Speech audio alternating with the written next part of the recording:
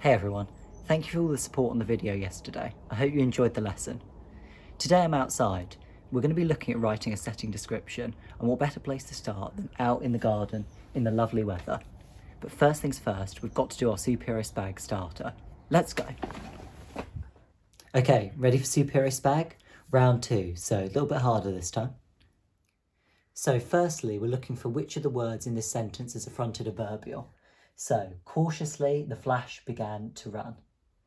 Which one of those is a fronted adverbial? Think about adverbs. We looked at them yesterday. How can we identify them? That will give you a little bit of a hint. It's our fronted adverbial. We can tell because it's got the ly ending that it's an adverb. It's also describing how the flash ran. It's a fronted adverbial because it's appearing at the front of a sentence followed by a comma. Very important when using a fronted adverbial. Okay, now we're looking to add inverted commas to this sentence. Hulk smash, he screamed. Where would you add inverted commas in that sentence? Did you get the placement right? I've added the inverted commas around Hulk smash because that's the speech. Hulk smash, he screamed. I put inverted commas at the start and at the end of the speech, just after the exclamation mark. Now we're looking for what type of word strong is. Iron Man is very strong. Is it a noun, adjective, or verb? Be ready to shout out. Strong is an adjective because it's describing the noun Iron Man. Adjectives are really good words to give us a bit of description, and they're definitely going to be important when it comes to writing our setting description. Now this is a different style of question. We're looking for the sentence that uses the correct English. Let me read the 3 options to you. Spider-Man were on top of the building. Spider-Man was on top of the building. Or Spider-Man weren't on top of the building. Which one of those would you say is correct English? Obviously it's the second sentence. Spider-Man was on top of the building. Now this last one is quite tricky. What is a determiner? And can you find the determiners in the sentence below? I'll read the sentence to you. Wonder Woman walked by the river with her 2 dogs. You'll need to know what determiner is to identify them in this sentence. So a determiner is a word that modifies a noun. It tells you how many of something there is. So our determiners were the, implying there's only 1 river, and 2 dogs. So 2 is the determiner. It's telling us how many dogs there were. You'll use determiners without even thinking about them in your writing, but it's good to be able to identify them as well. Well done on completing round 2 of Superhero Spag. Some of those questions were a little bit trickier, so good job for completing them. Now we're going to move on to our main topic of the lesson, writing our setting description using 5 senses imagery. So as I said, today we're going to be looking at writing a setting description. We're going to use 5 senses imagery to create effective setting descriptions. Take a moment and just think about what are the 5 senses. Be ready to call them out. Did you get them all? They are sight, hearing, taste, touch, and smell. It's important that we use the 5 senses when writing a setting description so that the reader can picture themselves there. I like to think of it as painting a picture with words. Effective descriptions appeal to all 5 of the senses. We're about to look at an example together.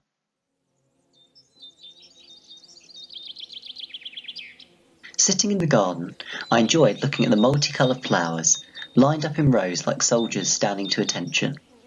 Kneeling down, I felt the soft soil beneath me, and as I looked closer, I saw the busy worker bees buzzing to and fro. The sun was shining up above me, gazing down on the garden and drenching it with its warming rays of light. In the air, I could smell the scent of lavender coming from the flower bed. Getting back up, I walked over to my apple tree and plucked one from its branches. Crunch! I bit into the juicy fruit, a delicious taste filling my mouth.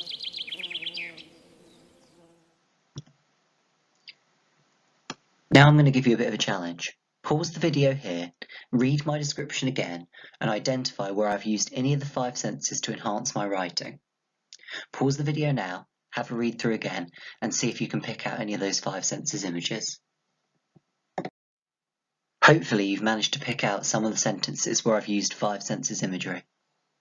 I've colour-coded each of these just so it's really obvious how I've used all of them. We'll start with sight. You can see the sentence, I enjoyed looking at the multicoloured flowers lined up in rows like soldiers standing to attention.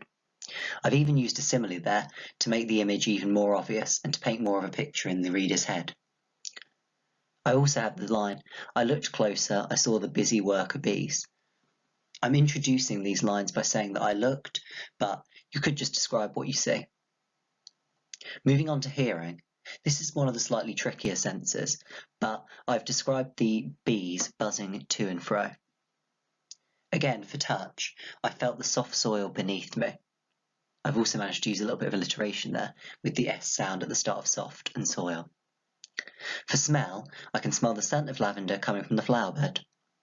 And then I've included this image of biting into a juicy fruit for taste. You might have noticed I also used onomatopoeia. That's a word that sounds like the sound it makes, so crunch is an onomatopoeic word. You can see how these 5 senses have really enhanced the image. Hopefully you get a good idea of what my garden is like just from reading this. I'm going to give you a little task now. You're going to be shown a selection of different settings. For each image you see, I'm going to ask you to write 2 descriptive sentences using specific senses. For this task, you'll need a pencil or a pen and something to write on. If you haven't got those, pause the video now and make sure you've got them in front of you. Once you've got those, you're ready to move on to the task. Here's our first setting. A little bit spooky, I know, but I'd like you to describe the setting using sight and sound images, so something you can see and something you can hear. I've given you a few vocabulary ideas. Dilapidated, it means it's broken and run down. Overgrown, that means that it's covered with plants that have grown wild. Wilderness, it's in the middle of a forest. Lonely, it's on its own. And we can see from the door on the shack that it's broken. Write down your 2 sentences, one for sight and one for sound. Then be ready to share them. You could even comment them in the comments section if you're feeling brave. I'm going to share my 2 ideas now. Ahead of me, I saw the dilapidated, lonely house. As I walked toward the house, I heard the rustle and crunch of the leaves beneath my feet. You can see the top line is the sight image. I'm describing the sight of the house. The second sentence is a sound image. I can hear the rustling and the crunching of the leaves beneath my feet. It looks like it's autumn in the picture, and it looks like leaves are covering the ground. So I've used a bit of creative liberty there with that sentence. Hopefully you managed to write 2 sentences too. Like I say, comment them down below if you're feeling brave and want to share. Let's be ready to move on to the next setting description.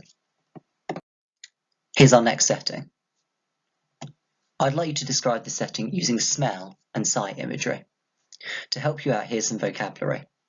Menacing, abandoned, hostile, tragic, and rotten. Pause the video here, have a go at writing your sentence. Smell will be tricky, use your imagination a bit. Are you ready? I'm going to share my sentences. All around me I could smell the overpowering stench of rotting plants. I've used a bit of creative liberty there, but I can see the plants in the background don't look the healthiest. My second sentence then, for sight. Towering above me was the abandoned Ferris wheel. Hopefully you managed to get some sentences written for this setting description. Let's move on to the next one. Here's our next setting. I know it's winter in the picture, and that's a little bit away, but it's nice to imagine different settings. We're going to describe the setting using sound and touch imagery. We haven't used touch imagery yet, so give it your best go. Some vocabulary ideas: majestic, crisp, peaceful. Okay, pause the video here, write your 2 sentences, one for sound and one for touch, and then be ready to share them. How did you get on? I'll share my sentences.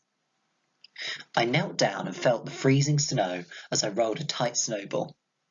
This is touch imagery because I'm feeling the freezing snow as I'm rolling up a snowball in my hand. The second sentence, with every step I could hear the crunching of the crisp snow. Similar to our previous sentence with the autumn leaves, when you tread on snow, you can feel a crunching beneath your feet. So that's a sound that you can hear.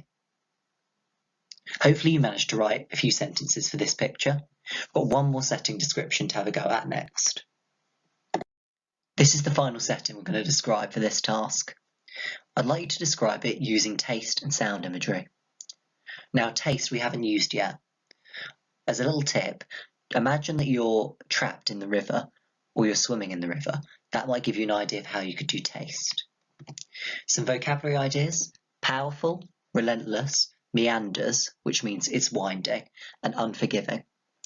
Pause the video, write your taste and sound sentence, and then let's share them. How did you get on?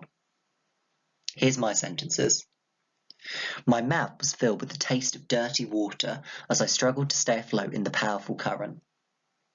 That's my taste image. You can see I've used the word taste in the sentence itself, but you don't need to. I've also used a bit of description to describe the water, some of those adjectives, powerful. It just paints the image even better in my mind. The second sentence then, the relentless river crashed onto the rocks as it raced around the bend. So that's the sound, it's crashing onto the rocks. I can imagine that very clearly in my head.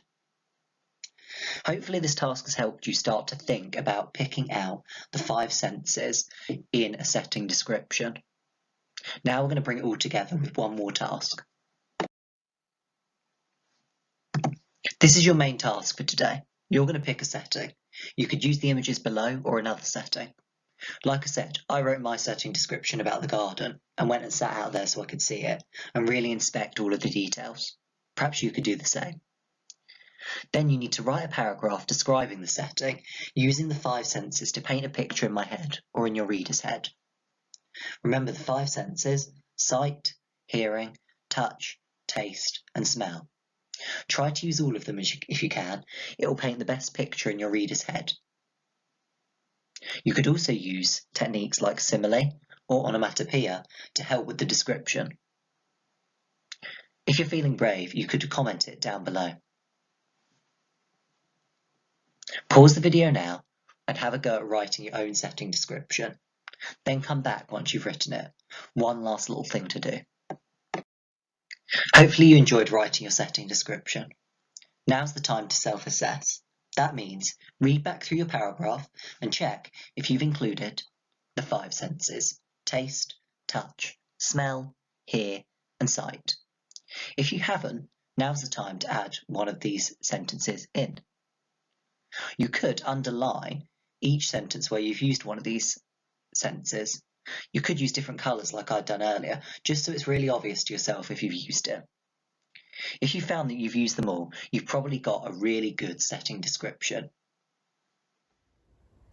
I hope you enjoy writing your own setting descriptions. Good luck. If you feel brave, comment them down below. Stay safe, enjoy the lovely weather, and I'll catch you soon.